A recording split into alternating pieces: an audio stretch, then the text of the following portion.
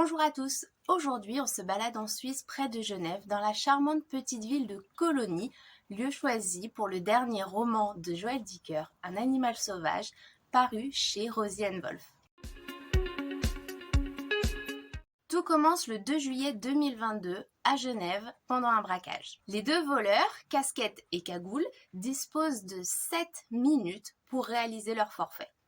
Puis flashback, nous sommes propulsés 20 jours en arrière chez les Braun, dans une famille huppée qui vit dans une villa en verre dans la banlieue cossue des rives du lac Léman. Sophie, la mère, s'apprête à fêter ses 40 ans. Mais son monde idyllique va commencer à vaciller en même temps que s'égrène le compte à rebours avant le casse.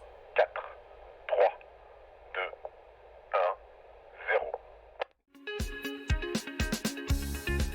L'auteur nous avait prévenu, terminer le personnage gentillet et propre sur lui de Marcus Goldman et retour aux sources. Son roman paru en 2020, L'énigme de la chambre 622, plaçait déjà l'intrigue à Genève et dans les Alpes suisses. Mais aujourd'hui, Joël Dicker nous fait visiter le voisinage chic de sa ville de cœur avec la petite ville de Colonie. Et si vous ne connaissez pas, allez faire un tour sur Google Maps et vous promenez dans les petites rues ensoleillées, les parcs verdoyants et les eaux cristallines du lac Léman.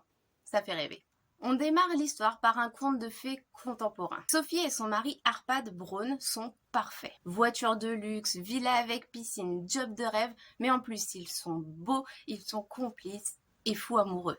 Mais cette vie fait des envieux car pour qui regarde de l'extérieur, on a forcément envie de la même chose. Et c'est le cas notamment de leurs voisins, Karine et Greg Liégeant. Eux, ce sont monsieur et madame tout le monde. Ils habitent certes à Colonie, mais dans un quartier beaucoup moins huppé que les locaux appellent la verrue.